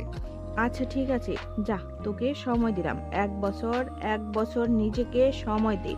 আর প্রেম কর নেহার সঙ্গে, সম্পর্কটা ভালো করে নে, তারপর তোদের দুজনের বিয়ে দিয়ে দিব। ঠিক আছে আম্মু, থ্যাংক ইউ সো মাচ। এই কথা বলে নিজের রুমে চলে আসলো আর মোবাইল নিয়ে গল্প লিখতে বসে গেল। কারণ এখন আপাতত তার হাতে আর কোনো কাজ নেই, শুধু গল্প লেখা ছাড়া। লিখতে লিখতে কখন যে রাত হয়ে গেল সেটা তার খেয়ালই ছিল না। তখনই হঠাৎ তার নেহার কথা মনে পড়লো, তাই সে মোবাইল বের করে নেহার নাম্বারে ফোন দিল। আসসালামু আলাইকুম, কে বলছেন? আর এত রাতে কেন ফোন করেছেন? কোনো ইমার্জেন্সি কেস আছে নাকি? কেসটা তো খুবই ইমার্জেন্সি, কিন্তু ম্যাডাম সমস্যা হলো আপনি যে নিজের জামাইকে চিনতে পারেন না, সেটাই। মানে কি? আপনি কাকে ফোন করেছেন? আমি তো সেটাই বুঝতে পারছি না। আমি তোমার জামাই বলছি গো, এবার নিশ্চয়ই চিনতে পেরেছো। ও, এতক্ষণে বুঝতে পেরেছি তুই কেন এত রাতে ফোন করেছিস। আর তাছাড়া তুই আমার নাম্বার কোথায় পেলি? নাম্বার আবার কোথায় পাবো? এই তো শ্বশুর মশাইয়ের কাছে এই নাম্বার পেয়েছি। তোমার সঙ্গে ফোনে কথা বলতে পারি না, তাই শ্বশুর মশাইকে ফোন দিয়ে বললাম তোমার নাম্বারটা একটু দেওয়ার জন্য। তাই শ্বশুর মশাই কোনো প্রশ্ন ছাড়াই দিয়ে দিল। ও আচ্ছা, এই ব্যাপার। ঠিক আছে, এখন তুই আমাকে এটা বল যে তুই আমাকে কেন ফোন করেছিস। আচ্ছা, তুমি সব সময় এমন কেন করো বলো তো? বউয়ের কাছে মানুষ কেন ফোন করে? একটু প্রেম করতে, ভালোভাবে একটু কথা বলতে, ভালোবাসার আদান প্রদান করতে, তাই তো? কিন্তু তুমি তো আমাকে তার কিছুই করতে দাও না। তোর ভালোবাসা তোর পকেটে রাখ, তোর ভালোবাসার গুষ্টি কিলাই। তুই কখনো আমাকে ফোন করবি না। ভালোবাসা তো মনে রাখার জিনিস, সেটা পকেটে কেন রাখতে যাব? আর আমার গোষ্ঠী কত বড় সেটা তুমি জানো। সবাইকে তুমি একা খেলাতে পারবে? নেহা তখন প্রচন্ড রকম খেপে গেল আর ফোনটার সঙ্গে সঙ্গে কেটে দিয়ে ফোনটা সুইচ অফ করে দিল। নীল অনেকবার ফোনে ট্রাই করলো, কিন্তু ফোন আর অন হলো না। নীল ছোট্ট একটা মেসেজ করলো। একটা মেয়েকে সবচাইতে বেশি সুন্দর কখন লাগে জানো? সে যখন কান্না করে আর যখন সে রেগে যায়। কিন্তু তুমি তো সবসময় রেগে থাকো। এভাবে সবসময় রাগ করে থাকতে হয় না, মাঝে মধ্যে একটু হাসি খুশি থাকতে হয়, তাহলে ভালো লাগে। বুঝতে পেরেছো? নিজেকে কেন তুমি এরকম রসকসহীন করে তুলেছো? জীবনটা উপভোগ করো। জীবনটা উপভোগ করবার জন্য সকালবেলা ঘুম থেকে উঠে ফোনটা অন করতেই এই মেসেজটা নেহার চোখে পড়লো। তার মেজাজ এতটাই খারাপ হয়ে গেল যে সঙ্গে সঙ্গে সে মোবাইলটা থেকে সিমটা খুলে সিমটা ভেঙে ফেললো। সকাল 10টার দিকে সে থানার দিকে যাচ্ছিল, তখনই হঠাৎ একটা বাইক তার পথ আগলে দাঁড়ালো। এই কি ব্যাপার? কে আপনি? আর আমার পথ আটকে দাঁড়িয়েছেন কেন? তোমার ফোনটা সুইচ অফ কেন বলছে সেটা বলো আমাকে। তুই জানো না তোমার সঙ্গে কথা বলতে না পারলে আমার নিঃশ্বাস বন্ধ হয়ে আসে? তুমি কি জানো আমার কতটা কষ্ট হয়েছে সারাটা রাত? এত কিছু জানার তো আমার কোনো প্রয়োজন নেই। আপনার যদি কোনো সমস্যা থাকে তাহলে আপনি থানায় আসুন, আমি সেখানে বসে আপনার সঙ্গে কথা বলছি। আপাতত আমার পথ ছাড়ুন। ছাড়বো না, দেখি তুমি কি করতে পারো। এখন তুমি পুলিশের পোশাক পরা আছো, এখন তো তোমার ক্ষমতা আছে। আমি তোমার ক্ষমতাটাই দেখতে চাই।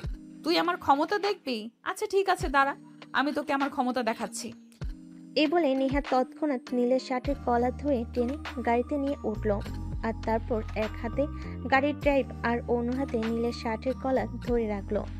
আরে জান পাখি, আমি তোমাকে ছেড়ে কোথাও যাব না।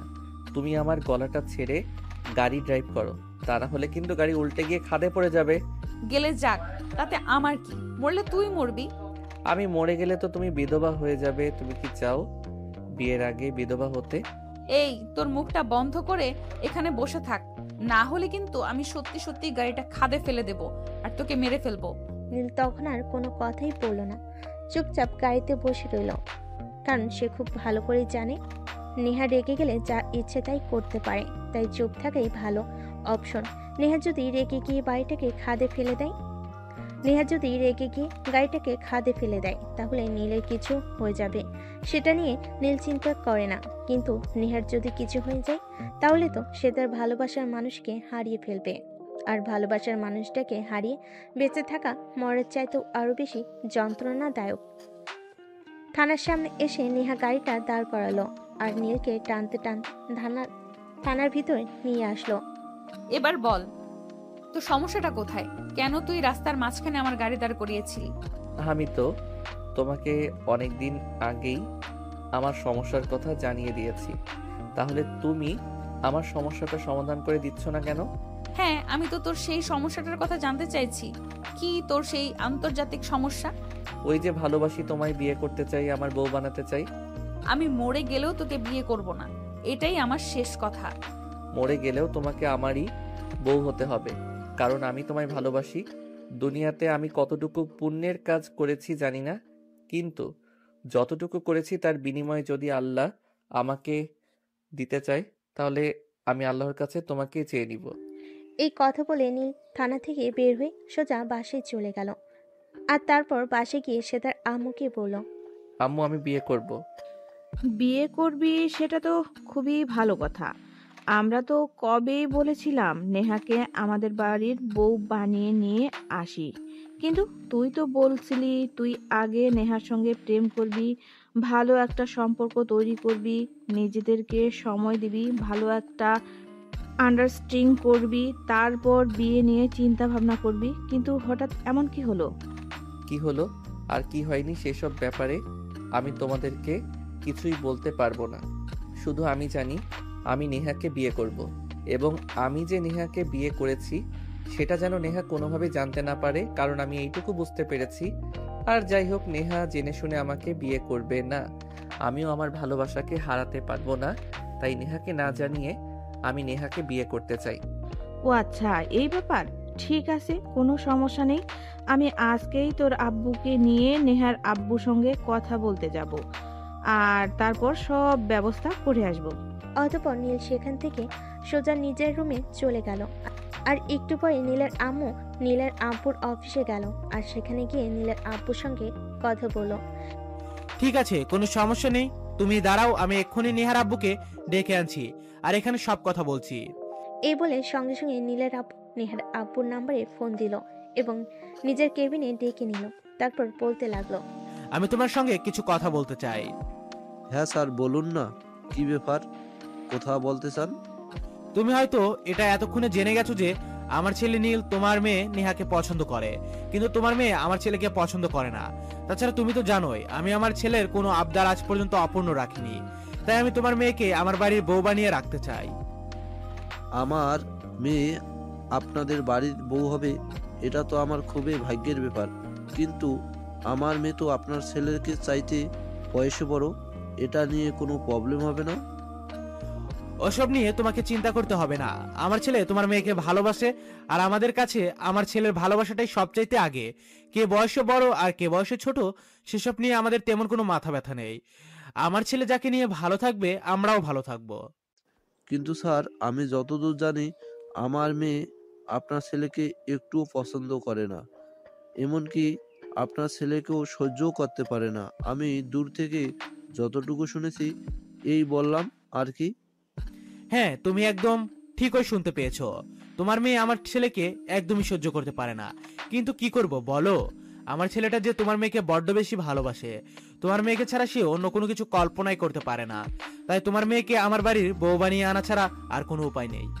আপনার ছেলের সঙ্গে আমার মেয়ের বিয়ে দিতে আমার কোনো আপত্তি নেই, কিন্তু আমার মেয়ে কি রাজি হবে? সেই জন্যই তো তোমাকে আলাদা করে ডেকে এনে কথা বলা। তুমি তোমার মেয়েকে কোনোভাবেই জানাবে না যে তোমার মেয়ের বিয়ে আমার ছেলের সঙ্গে, সবটাই গোপন রাখবে। কিন্তু পরে যখন সব জানতে পারবে তখন তো বিশাল একটা ঝামেলা বাঁধবে, তখন কি হবে? আঙ্কেল, সেসব নিয়ে আপনাকে চিন্তা করতে হবে না। পরে যেটা হবে আমি সামলে নেব। আপনারা শুধু বিয়ের ব্যবস্থা করুন। অতঃপর সেদিন বিকেলবেলা নেহার আব্বু যখন বাড়িতে আসলো, তখন নেহাকে নীলের পরিচয় গোপন রেখে বিয়ের কথা জানালো। আর বিয়ের কথা শুনে নেহা এক কথাতেই রাজি হয়ে গেল।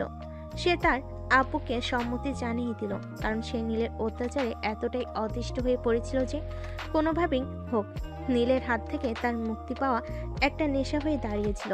তাই সে তার আব্বুকে বলে, আমি রাজি, তুমি যার সঙ্গে বিয়ে দিবে আমি তাকেই বিয়ে করতে রাজি আছি, আমার কোনো প্রবলেম নেই। বেচার নীলের হাত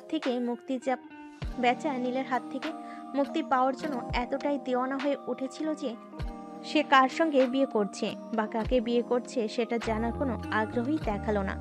যেভাবে হোক তার নীলের হাত থেকে মুক্তি পাওয়া যায়, এটা দেখে নেহার ফ্যামিলির সবাই এবং মেয়েদের সবাই অনেকটাই নিশ্চিত হলো যে নেহা কার সঙ্গে বিয়ে হচ্ছে সেটা জানতে চাইল না, আর তার সঙ্গে দেখা করতে চাইল না।